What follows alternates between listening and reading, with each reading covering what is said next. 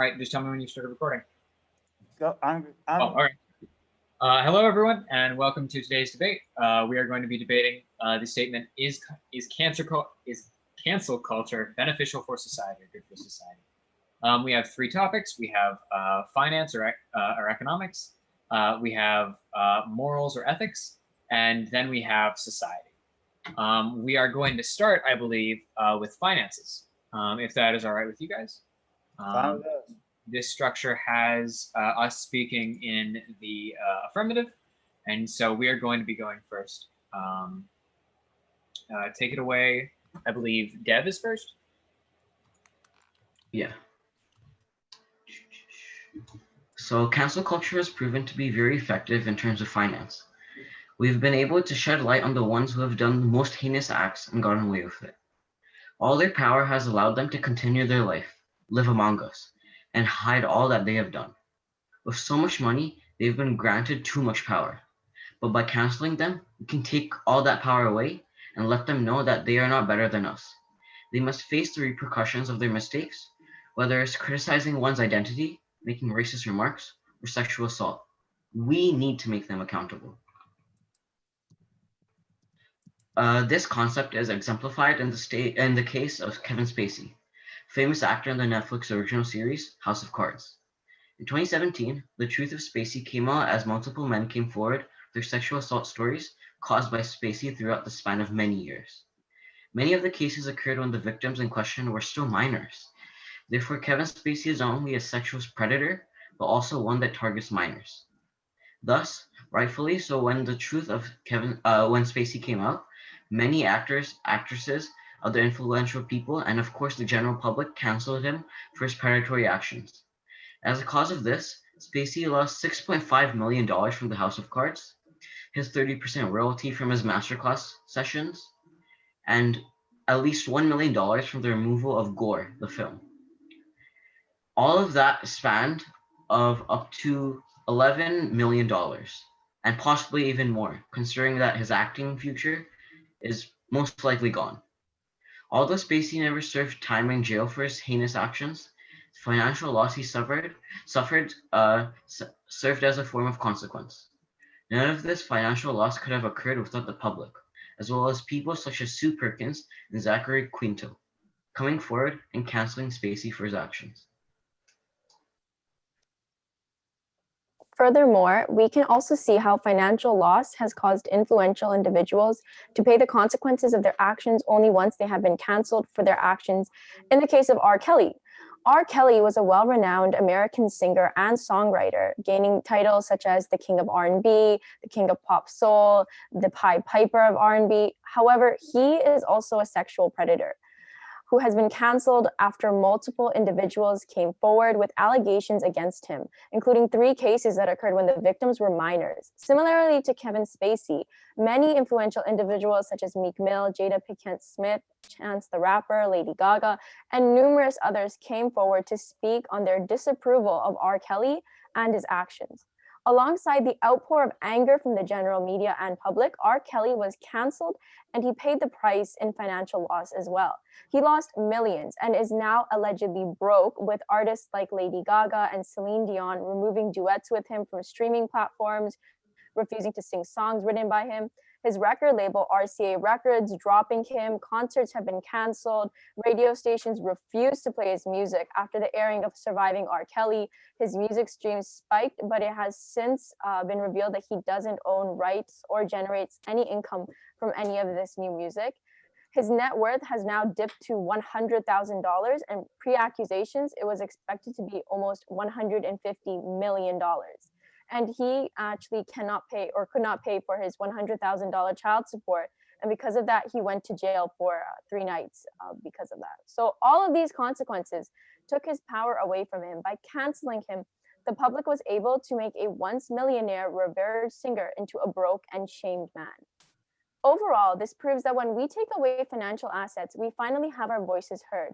The crazy rich actors, directors, and philanthropists can finally realize that they have committed an act of wrong and that they need to pay for it. No longer will the hushed stay quiet. It's that all our voices are heard, no matter how small.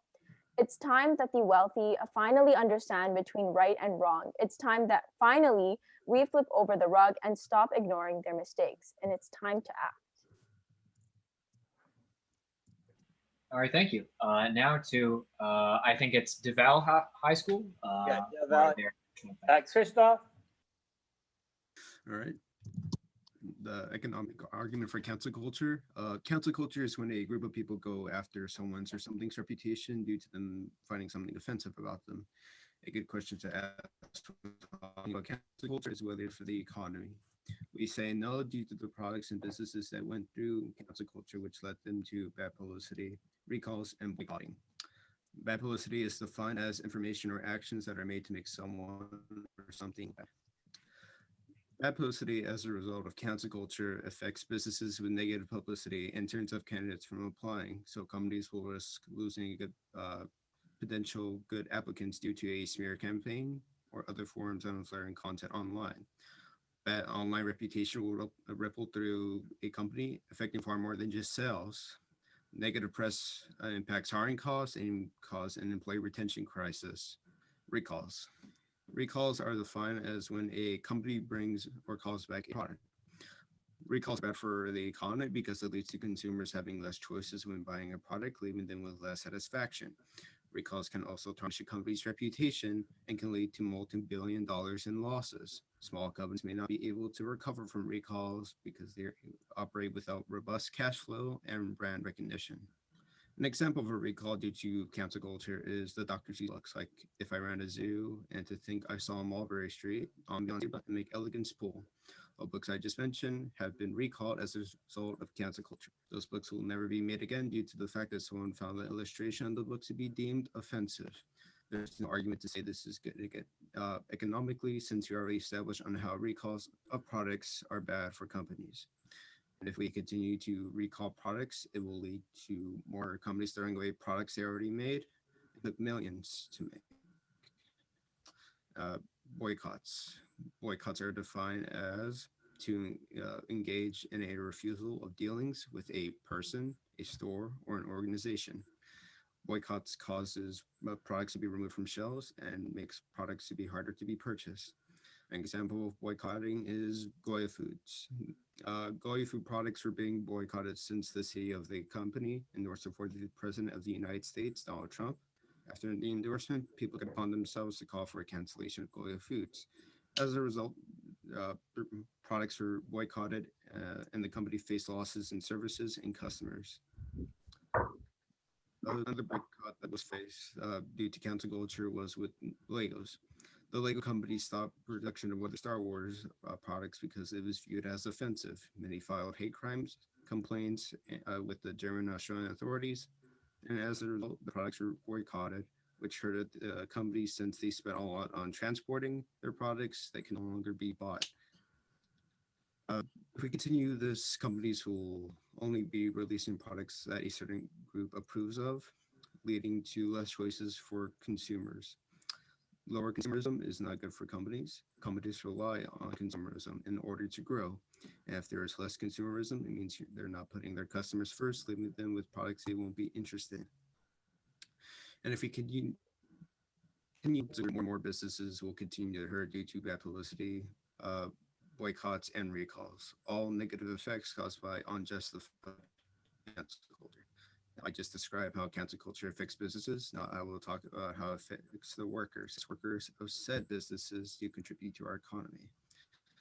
Workers across the world have lost their jobs as a result of cancel culture. An example of this is Gina Carano, an actress that worked at Disney that got fired due to a large group of people finding her online post to be offensive. She went out of a job for a short time, then a different company hired her. But the fact is that she will be no longer be working for a business that makes more money, giving her less options for jobs in the future. When someone loses their job and a company has to spend on replacements, and it's not good for business and it's not good for the economy, and none of this will never happen if cancel culture wasn't a thing.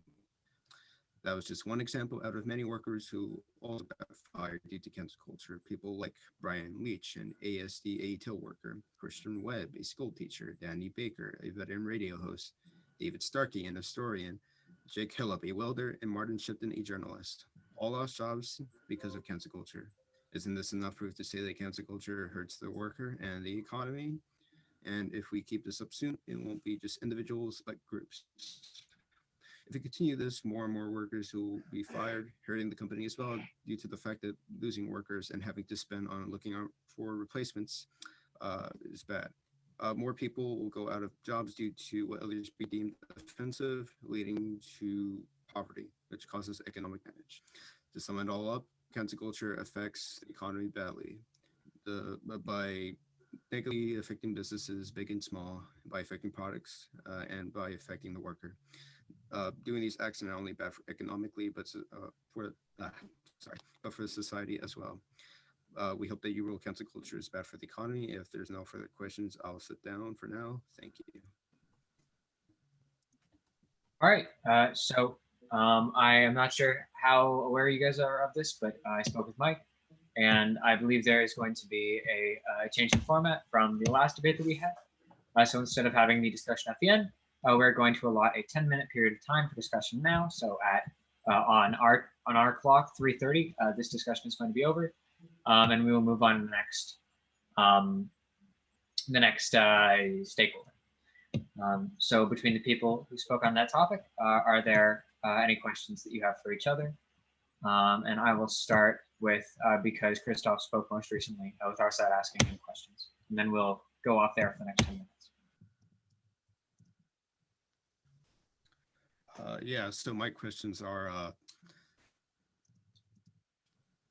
you acknowledge that it's bad economically that workers are going out of jobs due to what others be deemed offensive, hurting the company as well.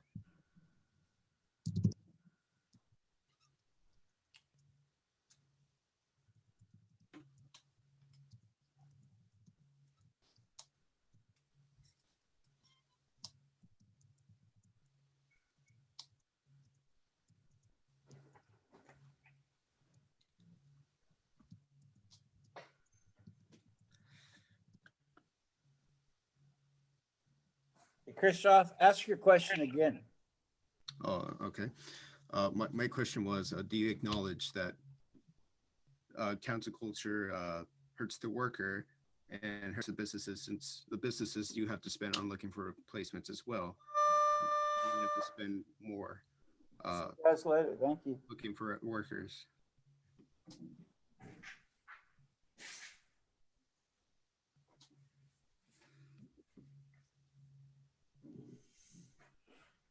Deb, Sana, can you, did you hear that? I heard a beat. It got like, I didn't hear the end. Oh, okay. I'll do it one more time. My question was, do you acknowledge that culture affects the worker and the business negatively, since the businesses are losing workers and have to spend money on looking for new workers? By workers, do we mean like everyday ordinary people, or do we mean like celebrities? Either one works out. I mean, it does hurt both the business and the business economically, because they do have to find some sort of replacement. But the thing is, if that person deserved to be canceled, if they did some heinous act, such as the examples we gave, where the individuals in questions were sexual predators, and specifically they were predatory towards minors, in that case, I feel like even if the business economically lost out on it, it is justified because of the heinous actions of the individual themselves. And I don't think a business would want a person that's a sexual predator to work for them anyways. So if they weren't canceled, then I believe that the business would still fire them if they found out about this crime that they committed. So either way, even if there was no cancel culture and they weren't canceled publicly, this person would still be void of their job. Okay, but what if it's something that has nothing to do with well, what's legal and what's not? What has to do with what others be deemed offensive, like my example of Gina Carano? Is that justified? Do you have an example of what Gina Carano said or did? Okay, so what she's it wasn't really what she said, it's really her actions. her company Disney told her to put her pronouns in her Twitter bio, and instead of actually putting her preferred pronouns, she put beep bop boop as mocking people. But again, this is not illegal, but is it still justified? Is my question. Oh, you mean like if it's not illegal, but it's more so disrespectful towards the group? Correct. I believe that it is still justifiable because by doing that, she has shown that she's transphobic in a sense and does not stand with people who have different pronouns.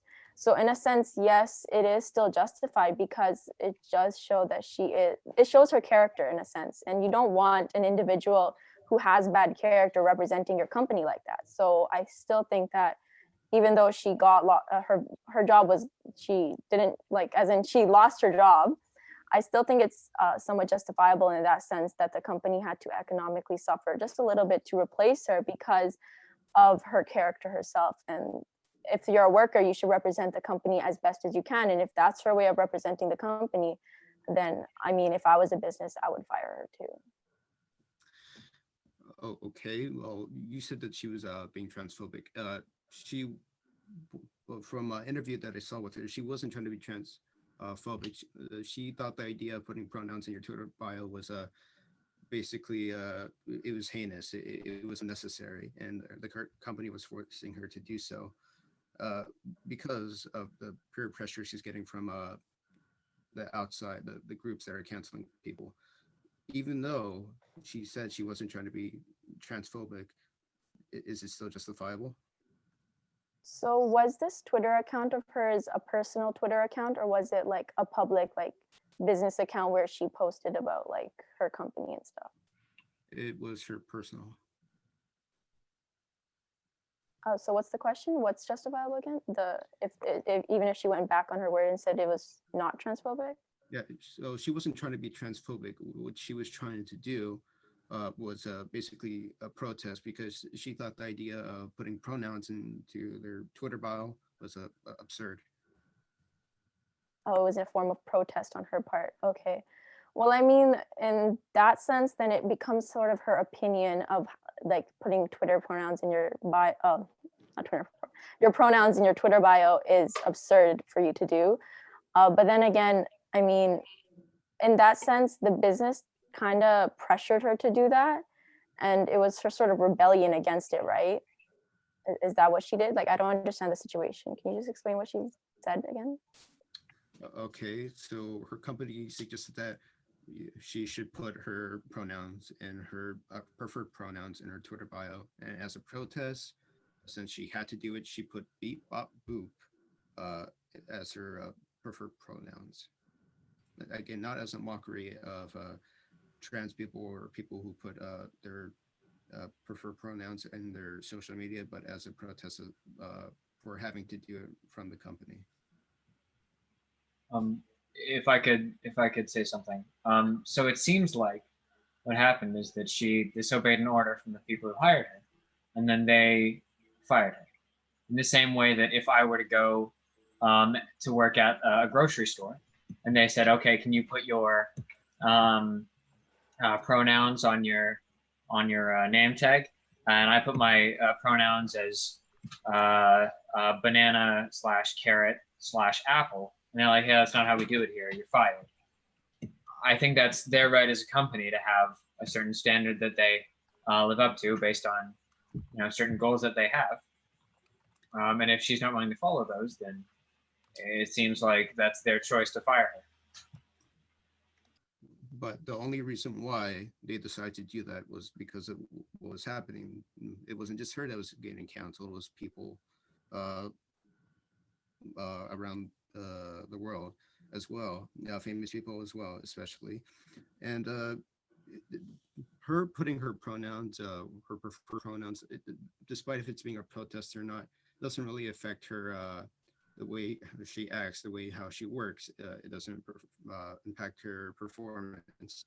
So because of cancel culture, because of the peer pressure from cancel culture, the company had to fire her because she wouldn't comply what others the outside mob wanted her to do. We have to realize that as an actor and a public figure, your job is more than just to act. It is to be a representative.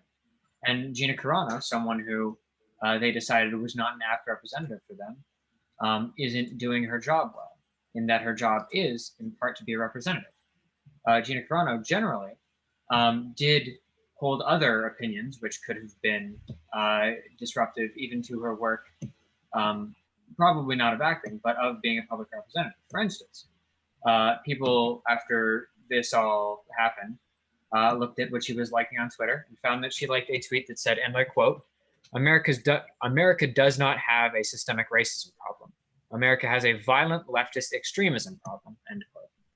And so looking at things that she likes on Twitter, looking at things that she agrees with, presumably, we can find that generally she isn't the type of representative that Disney, a company who has recently looked at progressive signaling, trying to make sure that they are seen as a company that represents themselves in a way that is socially forward.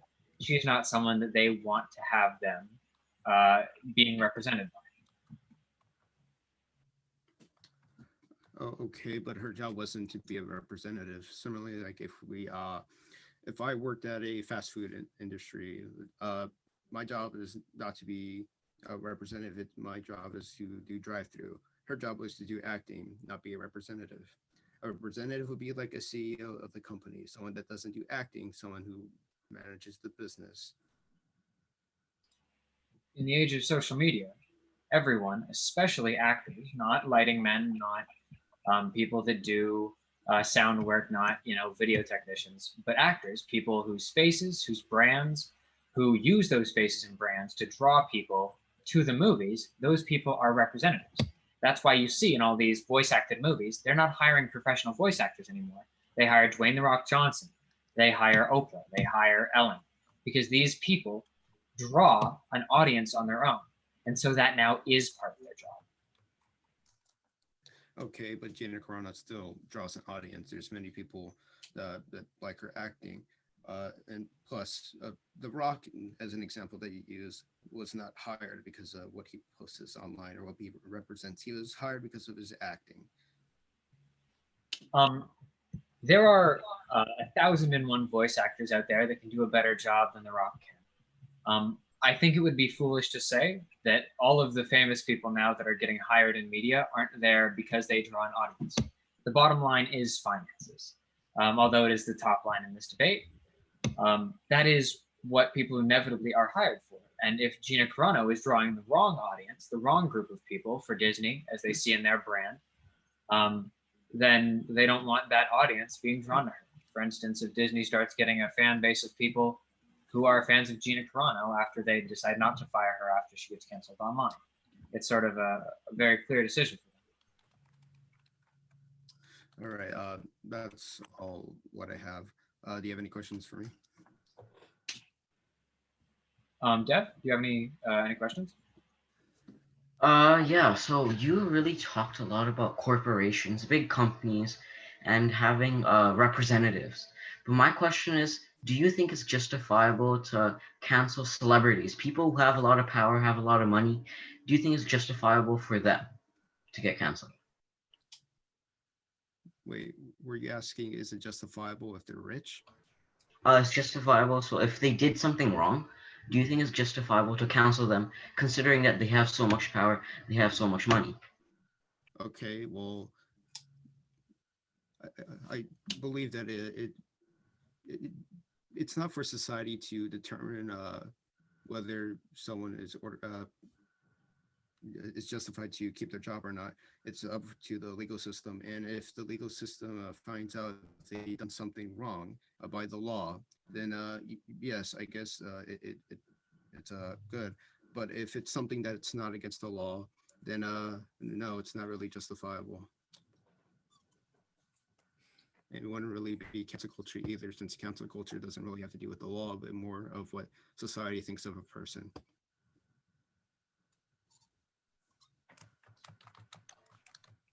Okay, I understand what you're saying. Yeah. Just one more question. Do you believe like the Me Too movement was cancel culture, boycotting, or something else?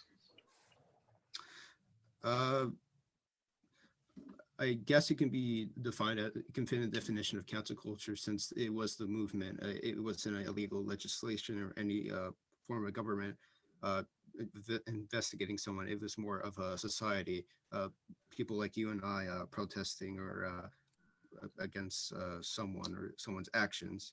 But it all depends if it's justifiable or not, if they actually did it or not. If it's mere allegations, then no, it wouldn't be justifiable. Okay, yeah, that's all I have. All right.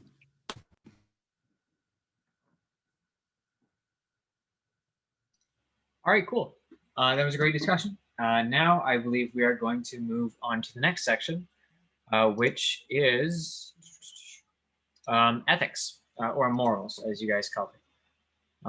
So for us, starting ethics, I believe Akshayan is first, and then followed by me, filling in for Jimmy, who is unfortunately moving today, and then Sahaj.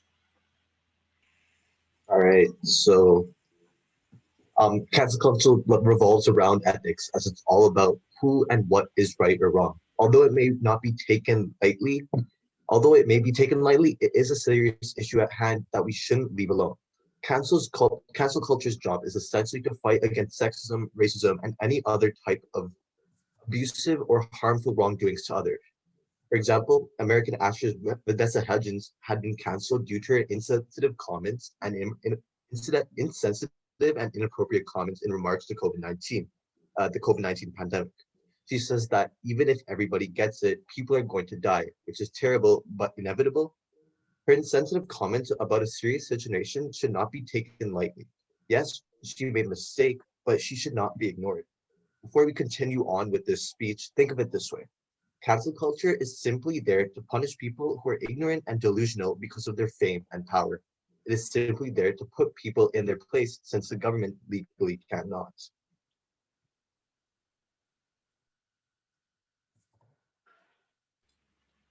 All right. In addition to that, cancel culture is about accountability. Accountability being one of the most important concepts that we hold in society. Now, the reason why it's about accountability is because there are some people who, in this day and age, have accumulated enough power where they cannot be held accountable through regular means for doing things that we consider unethical as a society, but have not deemed unethical via the law. So, there are actors, there are businessmen, there are executives like Harvey Weinstein who have accumulated so much power to where their abuse of young women in the industry that they reside in has become an in-joke of sorts, where everyone knows it, but no one is willing to speak up. Now, specifically for Harvey Weinstein, this is because he, as a casting person, had so much power about all of the people who could speak out that they just didn't. And so now with cancel culture, what we found is a way to keep people accountable by using social forces, by using the sheer amount of people who believe these things to be societally and ethically wrong, to sort of balance the scales in favor of the people who have been abused. And we see this succeeding in Harvey Weinstein's case, where cancel culture is able to socially condemn something to the extent where it goes into the legal realm and is no longer of use to be canceled, I guess. I think examples like these are some of the most successful examples of the principles that cancel culture abides by.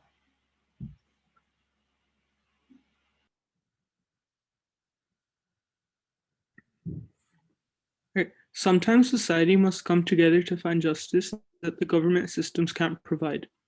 Often in society, many people believe that they may get away with their wrongdoings. And much of the time, they really do get away with it.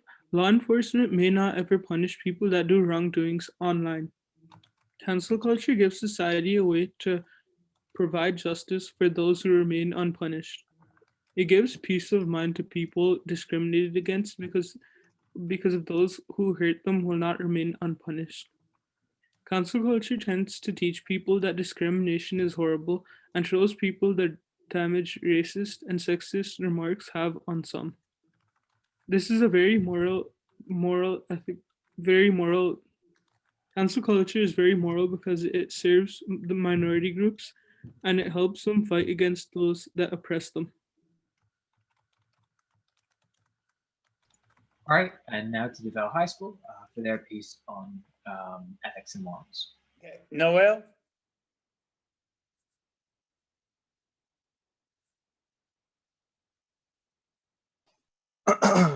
All right.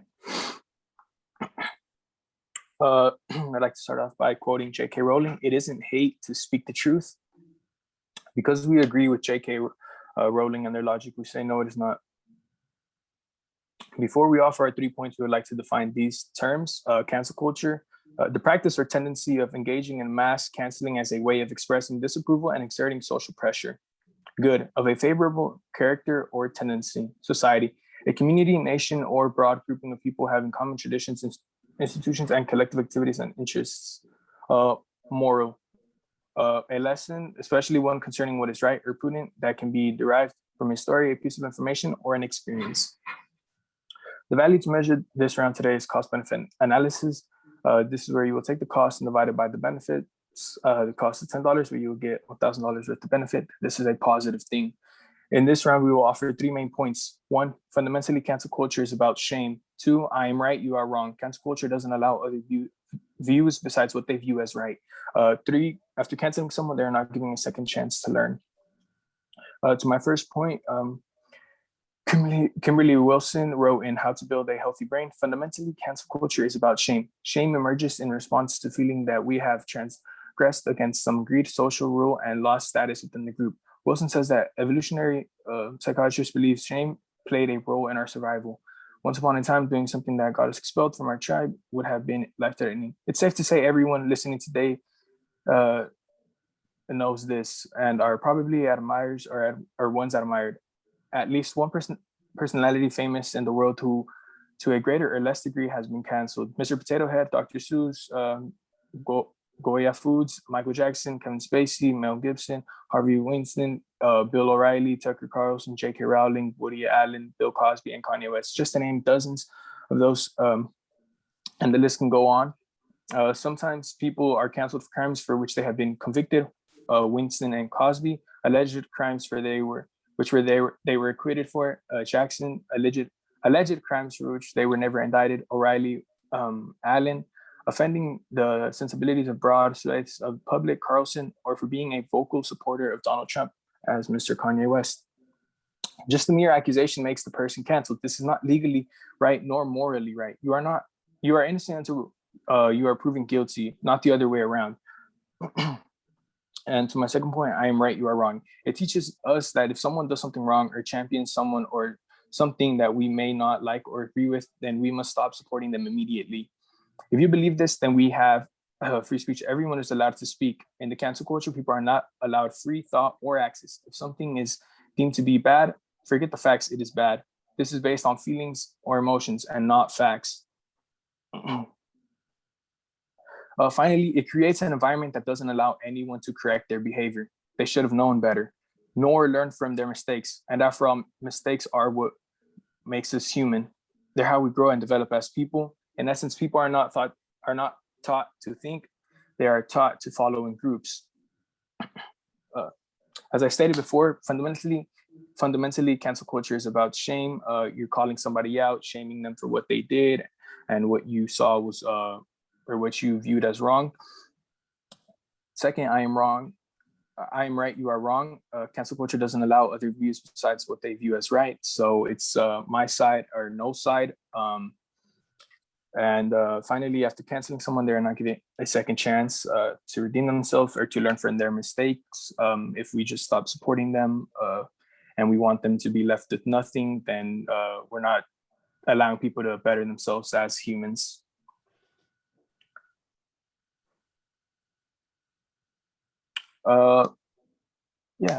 Cancel culture is more about one side, not looking at the law. As you guys stated, rich and powerful are held accountable by cancel culture. But to that I say, who holds cancel culture accountable? If they are the perfect ones, then who holds these perfect people accountable? Yeah. I mean, if you guys want to go into the rebuttal part, I'm ready.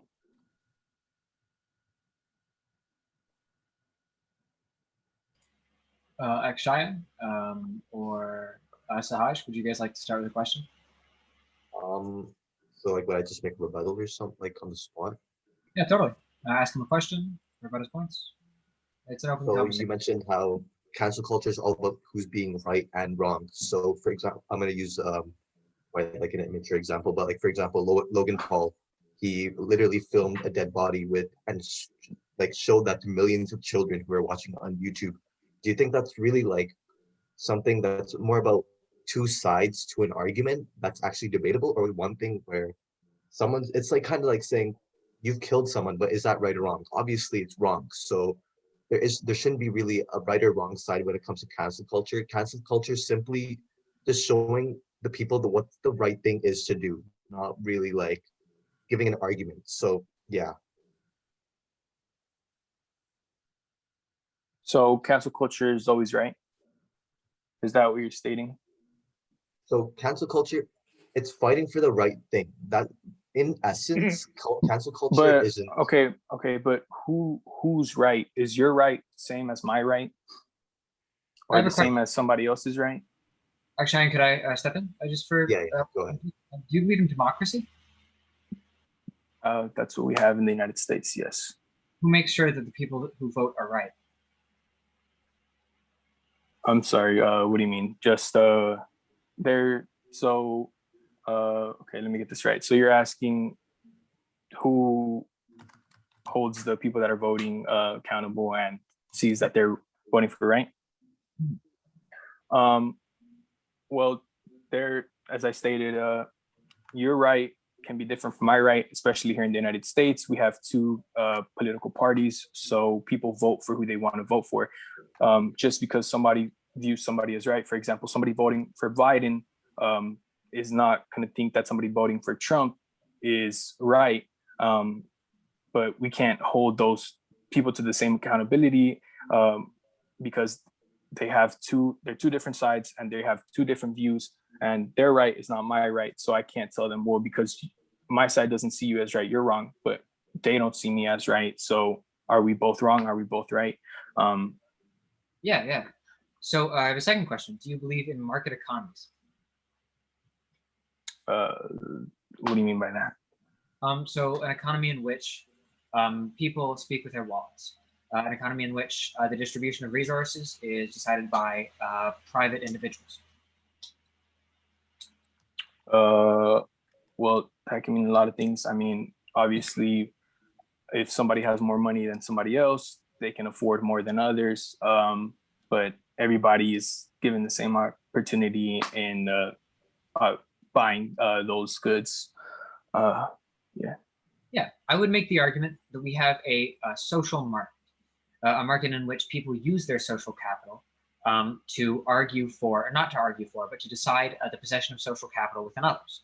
So when you have someone like Kevin Spacey with considerable social capital, when he does something that is considered by most people, so this is where I get back to democracy. Generally, most people would vote for the winner of an election. Most people would think that the things that these people do are wrong, and that's sort of what gives this movement power. They use that power in this social marketplace to decide whether or not these people, Kevin Spacey, Bill Cosby, you brought up, I believe you said Tucker Carlson, Gina Carano, whether these people are given social capital through a process that is akin to the one that we have in our market economies. And because of that, it's sort of in a similar way to the way that we decide our leaders or decide which products get bought and sold. The best people will rise to the top. And so generally, while some people will, get canceled, and they will get thrown out of that market, that is because the people on the demand end of that market no longer demand them. Right, but right, you brought up this is like choosing who we elect, but this isn't law. This is just ordinary people who are just because they have the numbers, they think that they have the right to cancel these people, ruin their lives, not give them a second chance. I mean, I have now I have a question for you. Do you think that somebody who is canceled deserves a second chance? It depends what they do. Of course, there are certain instances in which people are canceled for things that are Spacey-esque or Cosby-esque, where I don't think that people who molest children or rape women should be given a second chance socially to the degree that they had beforehand. But sure, there are some cases in which, like Gina Carano, I think she said some pretty deplorable stuff, some pretty racist stuff, some pretty transphobic stuff, but she has been given a second chance. Because in this cancel culture market, there is another side of the market, that group that still does have demand for her. And thus, Gina Carano has begun a probably successful conservative media career. She's appeared on things like The Daily Wire, The Ben Shapiro Show, et cetera, et cetera.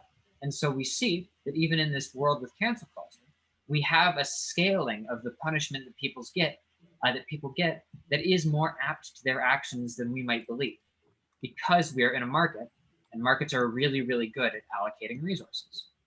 Right. But then to that, I say the difference between Cosby and her is that she wasn't legally tried. She wasn't arrested for anything that she said because she had the right to have her views, as opposed to Cosby, who he did something against the law. So he had to be arrested. He was proven. He didn't have to be canceled in a sense because he was already paying for his crimes. And I'm sorry, I don't know her name, but the actress from The Mandalorian, she didn't break the law for forming her own opinion. And that's also what I brought up, that cancel culture is just one view. And they didn't agree with what she said, so they decided to let her go, cancel her. And then, as you stated, people agree with her, so they're giving her a second chance, but it's only because she didn't do anything legally wrong. Cancel culture is supposed to be the new justice system when the law doesn't do anything. But if she's not doing anything against the law, then you can't really want her life to be ruined. Yeah, sure. So I have two things that I'll say finally, and then I'm gonna allow you to maybe ask a question to the other members of my group. But first off, I think we have to recognize that there are people who are canceled that do legitimately heinous things that aren't prosecuted by the legal system. I believe Louis C.K. Had some very, very credible allegations against him that were corroborated by a significant number of people, who was canceled but was not criminally prosecuted for any of it. Second off, I think we need to recognize that although Gina Carano does have the right to do those things, we can recognize that she can do bad things, that she can be canceled for, and that generally she has. But that cancellation is to a degree that that is appropriate. It's proportionate to what she did. So she's not going to be canceled as aggressively as someone like Louis C.K. because he did something worse than her. Although she will be canceled, even though hers wasn't against the law, hers was. All right. If you have a question for the rest of my group members, how about it? And then after that, we'll move on to the next section. Just one question. What do you guys define bad as? Somebody doing something bad or wrong. What do you define being wrong or bad? I would define bad as being discriminatory against any group, and if it's hurting people or anyone. And if it doesn't hurt anyone else or yourself, then I don't see what's morally unjust about it. All right. Thank you. I don't have any more questions. All right, now I believe we're moving on to the society section, which begins again with David Suzuki, with Gurmahek, Harman, and Kieran. We're going to try and keep our opening pretty quick. And then after that, we will get into a group discussion or a discussion channel. Okay, so cancel culture actively combats social issues such as sexism, racism, and sexual violence. It allows society to cancel celebrities and influencers or even ordinary humans for their unethical doings. Cancel culture is a way of giving a voice to the marginalized and the voiceless. This helps combat social issues commonly seen today, such as sexism, racism, and sexual violence. There are generally emotions of impulse and anger that motivate cancel culture, and without it, we would miss valuable opportunities to learn from being canceled and miss out on important change. Cancel culture demands social change and it addresses the inequalities that the oppressed continue to face. Those who claim to be victims of cancel culture are rarely victims, but rather privileged offenders. Some feel that taking accountability for their words and actions is something like is a cruel injustice. Being afraid of being afraid of having someone's life drastically change because they're exposed as a racist or a rapist isn't as much of a part as cancel culture, but actual consequences that come with it. Without cancel culture, some of these issues may never be brought up and accountability will not be taken.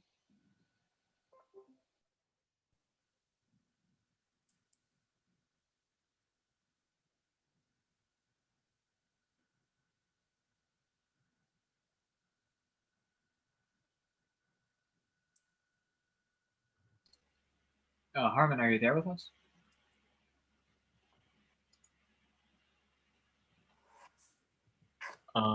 It looks like Oh, can you hear me? Harmon. Oh yeah, we can hear you. Oh, sorry, that was my bad. My mic wasn't on. All right, awesome. Cancel culture is setting a solid precedent in society by showing the consequences of actions done by people known around the world. The people we look up to are role models, and their actions can be wrong or hateful towards vulnerable groups. When they're called out for their behavior or doings, they would face consequences such as being boycotted. This creates fear in people's minds that if they were to commit something similar, they could face similar consequences, damaging their reputation. This is why cancel culture is in place, to set standards in society and decrease the chance of something similar occurring. Other celebrities and influencers also get the message of what consequences they could face, allowing them to better themselves and avoid similar happenings at all costs to avoid damage towards their careers and images.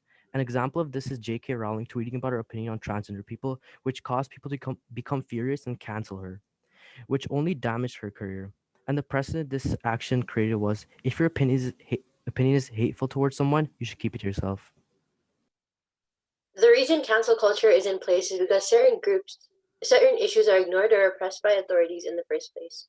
What is now referred to as cancel culture has been an old tool to hold people accountable when the justice system fails.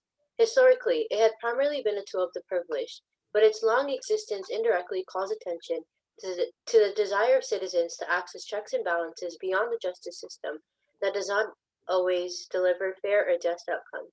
From the societal point of view, by canceling an individual, we effectively put them on an infinite timeout for breaking the social contract with the community and people all around the world. Like the prison system, we seek to have perpetrators removed from society without having to examine and address the cause of their actions, and it ensures that the victims get justice. Cancel culture has infiltrated the very fabric of our society, and the positives of canceling individuals far outweigh the negatives.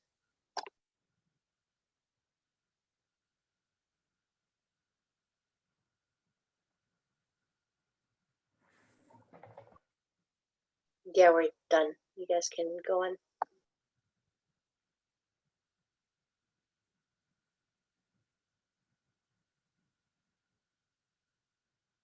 Is that it, Sam? Yeah, that's the end of our. Okay, Mackenzie. Okay. So cancel culture is a more modern form of ostracism in which someone is pushed to the edge of social or professional circles, whether it be online, on social media, or in person. Those who are subject to this ostracism are said to have been canceled. Sorry. Freedom of expression in the workplace, whether on issues of race, diversity, or hiring policies, may present new challenges for corporate managers and compliance of human resource professionals, given the increased tensions and social unrest seen across the United States. There have been numerous examples of employees either being reprimanded or fired for actions outside of the workplace that are out of line with the company's standards. This is putting employees under a microscope, leaving them to be examined by people across the company, globe, and social media platforms. All of this has emerged as the boundaries between employees' private work lives and have become more blurred. Social media has contributed to the environment where companies can now monitor much of what employees say and do around the clock. Some argue that such monitoring has gone too far. Freedom of speech is a core value in American society. There is a reason our founders included it as the first amendment to our Constitution. Both our intellectual and economic lives depend on the free exchange of ideas and information. The victimized employee or job seeker is defenseless. He has no legal remedy under the Civil Rights Act, and therefore is therefore in no position to force employers to make decisions on the basis of his abilities and qualifications. Moreover, people employed by the government to whom the First Amendment applies have free speech protection subject to certain limits developed by Supreme Court decisions. So how is it fair for those who seek or to hold jobs in the private economy to be left in the legal cold? The reality is that no person and no private institution can escape the ceaseless initiatives by legal activists, judicial activists, cities, states, and depending upon the administration, the federal government, to re-centerize American public as well as private life and search out and cancel dissenters. Just how companies decide whom to punish and for what reasons also becoming increasingly murky in today's environment. Puritans inciting some employees for speech that is considered against the firm's social policies could prompt against legal liabilities for organizations. For example, if an employee is fired because of views posted on a public blog, what's to say others haven't posted similar views but haven't been caught? The question reinforces Anderson's belief that corporations will be increasingly challenged when confronted by employees who have been reprimanded or fired for their views. In conclusion, cancel culture, though, leads to legal issues surrounding one's First Amendment rights and protections. And that's everything. All right. So if because Mackenzie just spoke, if anyone from David Suzuki has any questions for her, please feel free to ask them. And if Mackenzie, you have any questions for us, please feel free to do the same. So you mentioned and you brought up the fact that there are people that haven't been like caught or they haven't been like accused of something, and that's kind of what we stated, how cancel culture is actually helping with that, because sometimes the justice system is not able to figure out these sort of things, and having culture in place is actually going to allow for more people to be like seen, and will actually allow for them to like, or their things that they've said or done to be actually things. So would you not agree on that?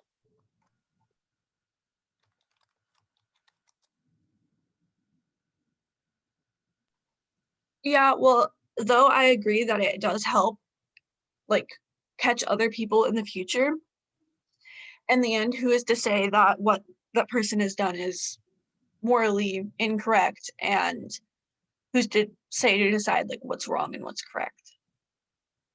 We have been talking about that, though. That's literally our entire thing. It's about how what they say or what they do is affecting the people around them, if it's hurting themselves or if it's hurting other people in the community. And if they're saying or doing stuff that is either damaging someone's reputation or if it's actually hurting a group of people, then that's actually would be morally wrong, because they're affecting other people and they're either bringing them down or they're saying that their lives or whatever aren't important enough to be recognized.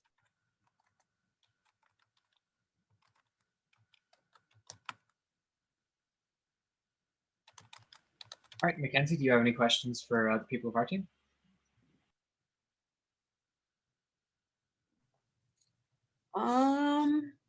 Not any that I can think of right now. Hey, Sam, I got a couple. Yeah.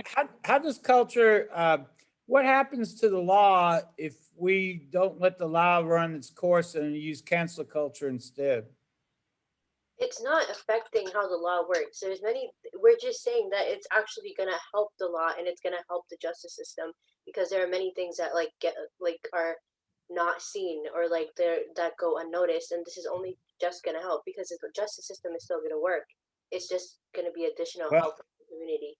Well, as far as I know, we were mentioning earlier about Kevin Spacey being convicted, but he never was convicted or never brought to trial, but you kept on saying a sexual thing. We can't accuse somebody. should we not use the word allegedly instead of accusing people without going through a legal process? I don't remember who originally said that Spacey was convicted. It might have been me, but I'm not sure about that. Knowing that he wasn't convicted, it seems like those allegations were very credible, seeing as when Spacey responded to them, there was no exoneration whatsoever. It seemed like his response was not valuable to the conversation, I guess. But yeah, there's a lot of things that the law just isn't going to prosecute, especially because of the financial barriers to justice that exist. But so in respect, you're using this as a parallel part or in a place of the law? Not really in place of the law. For as long as we've been alive, as long as humans have existed, there have been social consequences that are derived from social wrongs. So back in the days of the cavemen, if Urk smacked Bork on the head with a rock, you know, Urk's friends would be like, "Hey, Urk, don't do that. Bork is a cool dude." That's just to say that there's always going to be social consequences for things that aren't formally illegal. Well, if that's the case, and you use that when you're talking to Noel, when Noel brought up the point about who's right, aren't you really subjecting your values, or the cancel culture subjecting their values in place of the law, or you're not giving anybody a second chance, correct? Yeah, I think that the law is codified morality.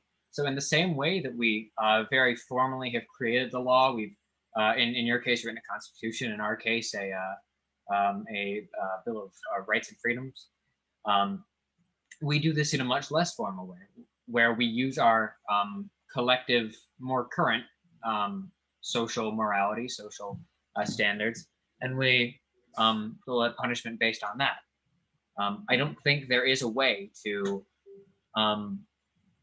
I wonder if there is a way to go about socially condemning people in a way that is as formal as the law merits.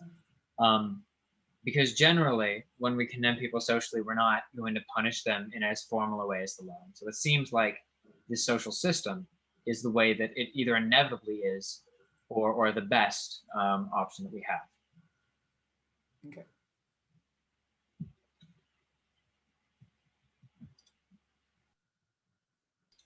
All right.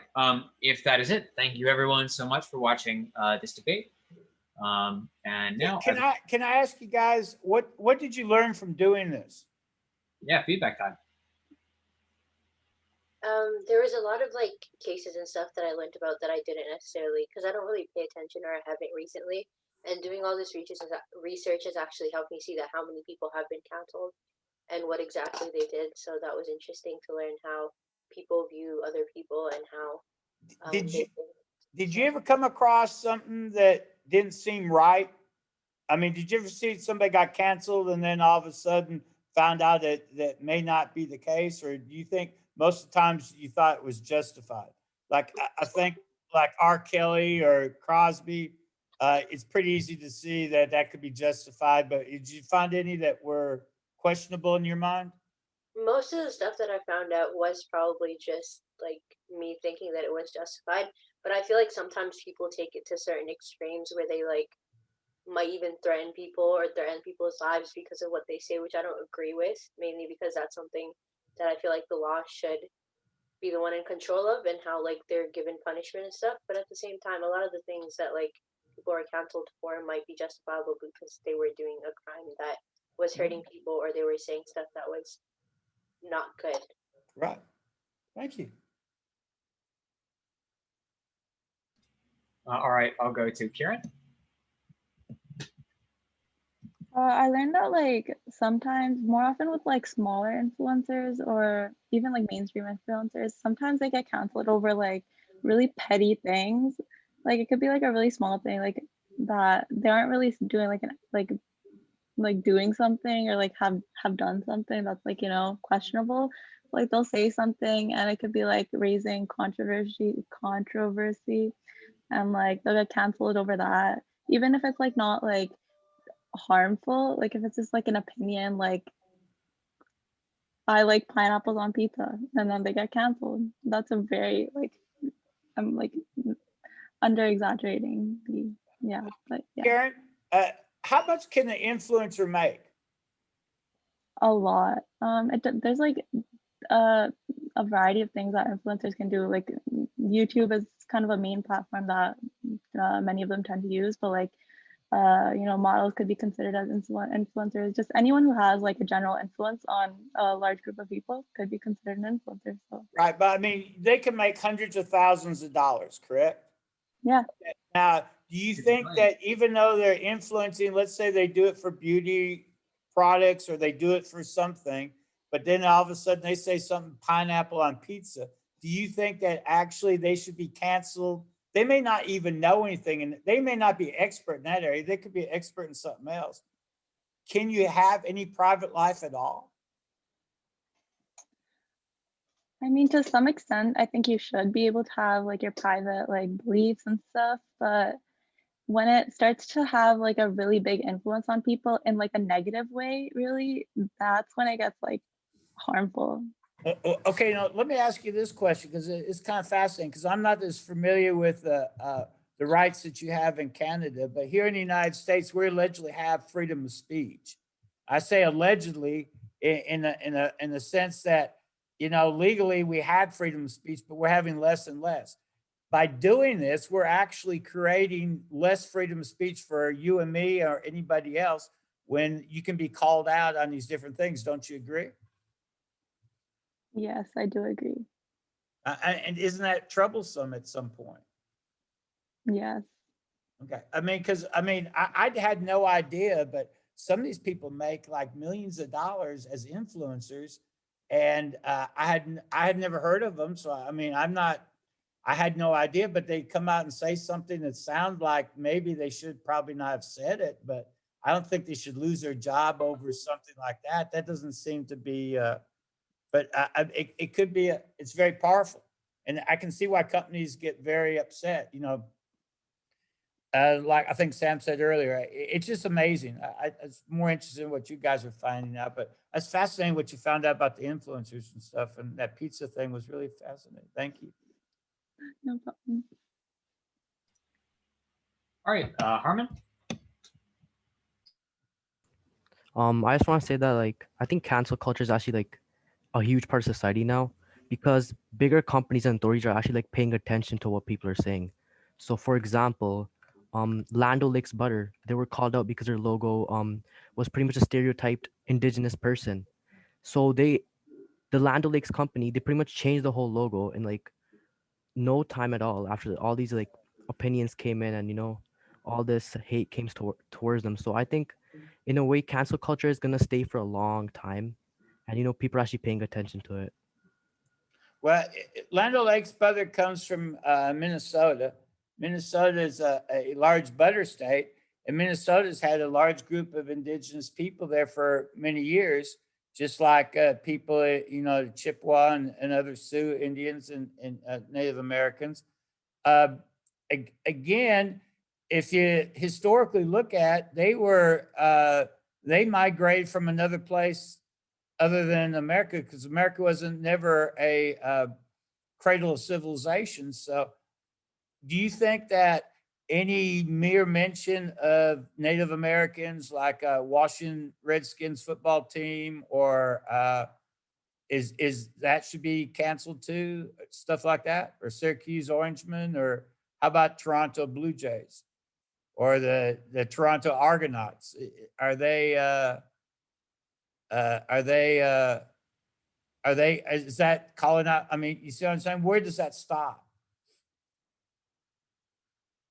I hate to say, but we might have some people that are bird watchers and stuff and get mad at the Blue Jays for some reason. I think there should something should everything that wants to get I mean people that want to cancel something, there should be like a reason behind it. So of course if there's something that's so like stereotyped like an indigenous person, so I think there is reason behind it that you know like indigenous people are people too, they're not just like Right. Well, weren't there Argonauts people from Greece that went into the Black Sea area and probably based on something. They were Greeks, weren't they? I think the Argonauts are more based in like a very, very old Greek tale, while the indigenous people are people who live in our country and are treated pretty poorly by our justice system. Well, I understand people are not treated the same way, but the Greeks, almost 2 million Greeks were killed by the Ottomans, in 1923 when they killed a bunch of people. So I mean, you could make a case for almost anything like that. That's just really fascinating. I thought that was interesting. Thank you for sharing. All right, Christoph. What'd you learn, Christoph? Well, researching, I learned what standards you cancel culture apply. And one thing I'll acknowledge and say what's good about it, it really has no biases. It can attack. I've seen recent examples of attacking both political sides, which I guess that it's fair. But I still don't think it's justified. I think we have a legal system for a reason, and if our legal system determines if you did something wrong, it's up to them, not for society, because everyone has their own biases. And also learn how sensitive people are these days. It can really find anything offensive, and I'm kind of scared in the future where something we find to be normal today might be offensive 10 years later. And I think it's kind of absurd as well. So if there happens to be like a Bill Cosby situation, I believe the justice system will deal with them.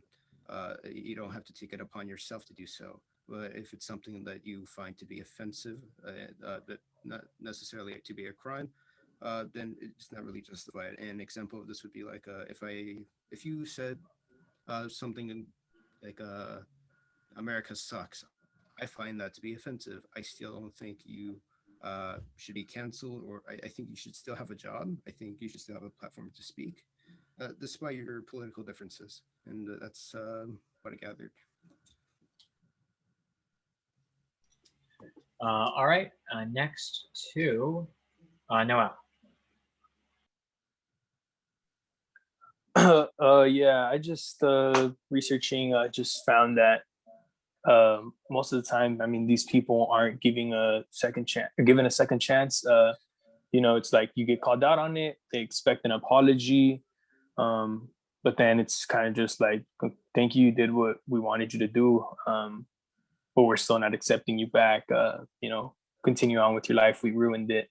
I just think, I mean, although you might be canceling for something quote unquote good reason, but I mean, just leaving somebody to nothing. I mean, I get they're rich most of the time, they have power, but I mean, I don't think that their like hard work is like has to cross the line between what people find as wrong or bad that they did, because I mean, their work side is very different than what they believe or what they may say. I think we should just separate two. Like, I mean, like Kanye West, good music, we shouldn't cancel him because he agrees with Donald Trump or supports him. Right, we can differentiate from these two, his music and his political views.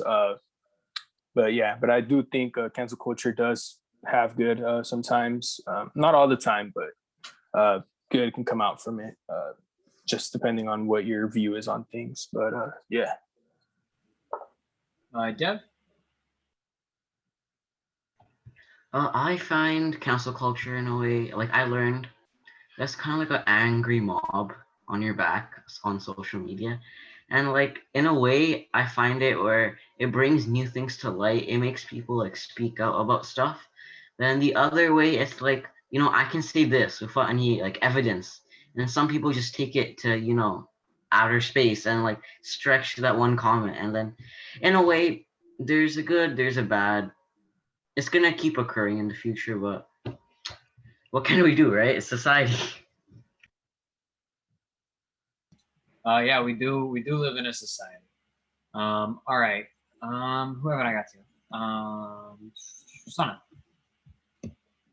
Yeah, so I think from like researching about this debate and stuff, I feel like cancel culture in itself, and by like my prior knowledge, I feel like cancel culture in itself is a good idea. Like the concept of canceling someone for doing something bad, or like giving them the consequences for doing something bad makes sense, but the way it's executed doesn't make sense a lot of the time, because what ends up happening is that all of these people end up like broke or not having a job, and sometimes they don't even deserve it. Like sometimes cancel culture gets it wrong, and these people are canceled, they're broke, they're homeless or whatever they are, and they didn't even do what they were canceled for.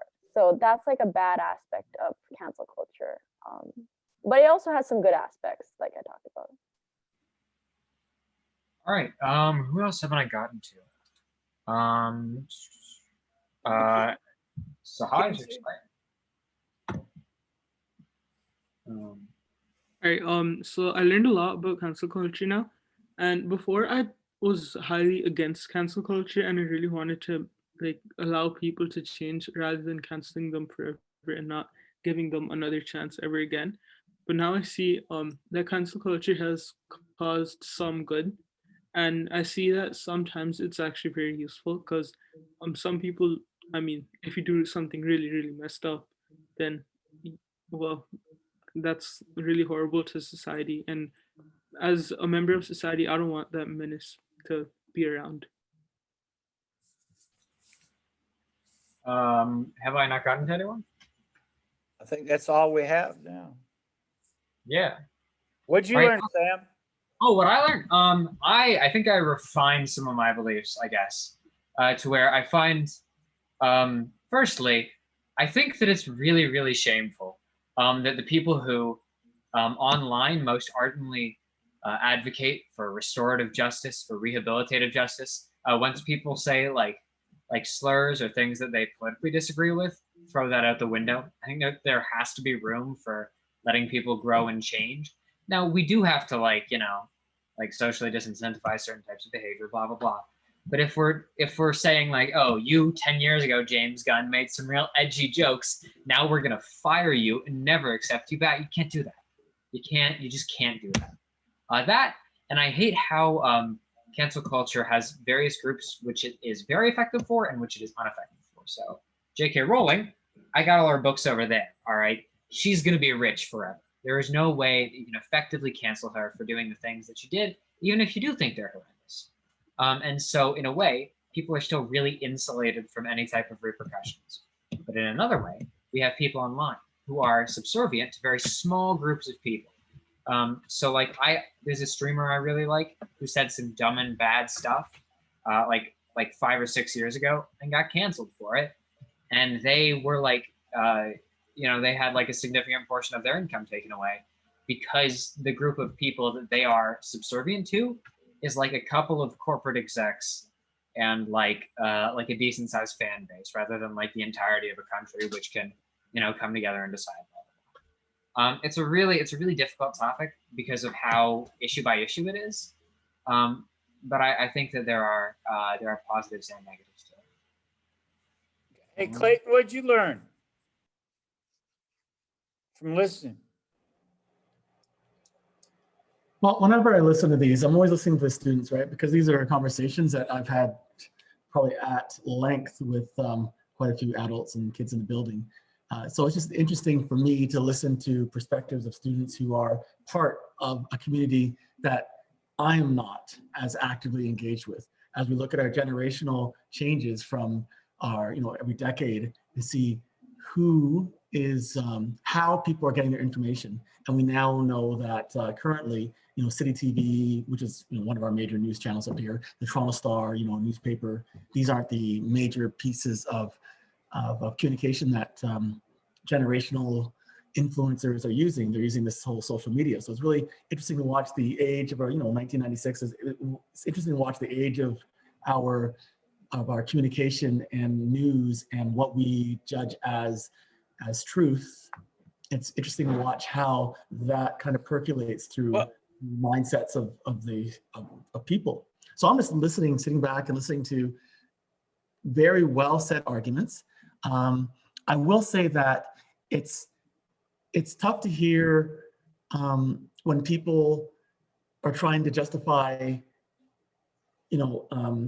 indigenous, Black, marginalized populations, and people when they don't recognize that Latino, Latinx, whatever we want to talk about, how some of these populations, when they get finally some, a movement or a information and people are reacting, and then people will say, well, what about something that happened 2000 or 1000 or other things that are a little bit more absurd, when people start to not equate what's happening with people who are living on the planet right now versus something that, so there's still a lot of education that has to happen. But it's just interesting to watch and listen. So I was learning about people's reactions more so than about the concept. Okay, let me ask you this question, Clayton. Do you take the Toronto Star? You take the newspaper? I read everything. So I read the paper. Well, I read digital versions, but yes, I do. Okay. Well, how much you students? How many of them read newspapers on a daily basis? 0.1%. Sam, how many people do you think read the newspaper? A dwindling number. Yeah, would you say roughly that by the time your children are your age, that there probably won't be much of a newspaper type of thing left? I can almost guarantee you that there won't be like physical paper news by the time that I have kids. Yeah. Okay. And would you also not agree that social media is probably where most people your age would get their information? That seems likely. That seems likely. Or at least a link. You know what I'm trying to say is that it somewhere would be online. And do you think that this is the reason why cancel culture?